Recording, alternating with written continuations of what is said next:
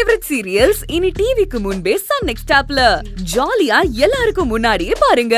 இப்பவே Sun next ஆப்பை download பண்ணி சப்ஸ்கிரைப் பண்ணுங்க.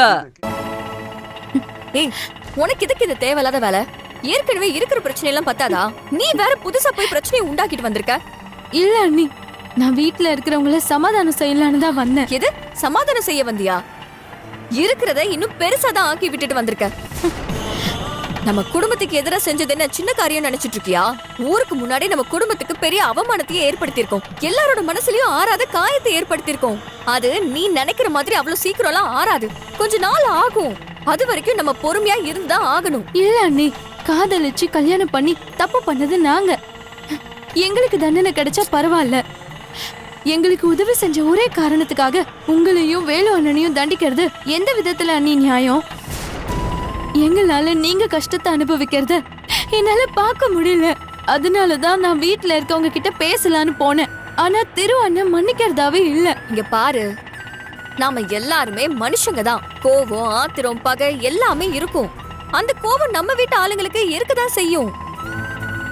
அவ்வளோ சீக்கிரத்துல நடந்தது எல்லாத்தையுமே மறந்துட்டு மன்னிச்சிட மாட்டாங்க.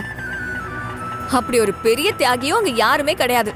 ஆனா நீங்க இருக்கிற வரைக்கும் நம்ம குடும்பத்துல யாரு என்ன தப்பு பண்ணாலும் நம்ம குடும்பம் ஒண்ணா இருக்கணுங்கிறதுக்காக நீங்க எல்லாத்தையும் தாங்கிக்கிட்டு இருந்தீங்க.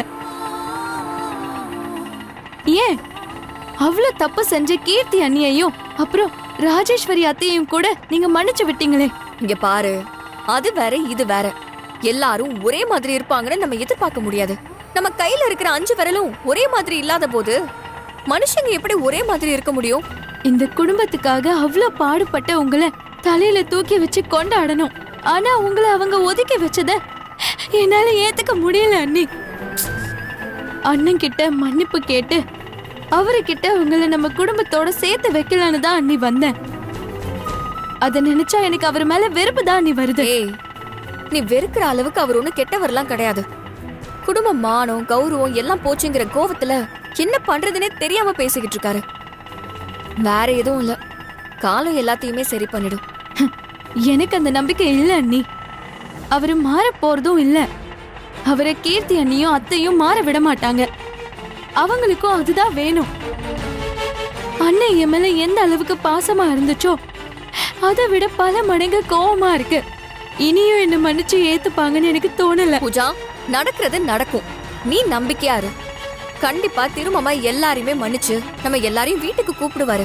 அது நானும் உங்க அண்ணனும் பாத்துக்கிறோம். நீ எதை பத்தியும் யோசிக்காம வினோத் கூட சந்தோஷமா இரு.